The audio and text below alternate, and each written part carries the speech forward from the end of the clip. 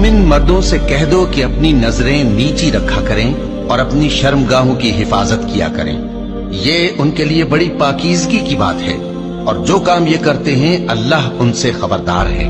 اور مومن عورتوں سے کہہ دو کہ وہ بھی اپنی نگاہیں نیچی رکھا کریں اور اپنی شرمگاہوں کی حفاظت کیا کریں، اور اپنی آرائش یعنی زیور کے مقامات کو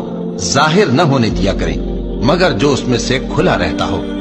اور اپنے سینوں پر اوڑھنیاں اوڑھے رہا کریں، اور اپنے خاوند اور باپ اور خسر اور بیٹوں اور خاوند کے بیٹوں اور بھائیوں اور بھتیجوں اور بھانجوں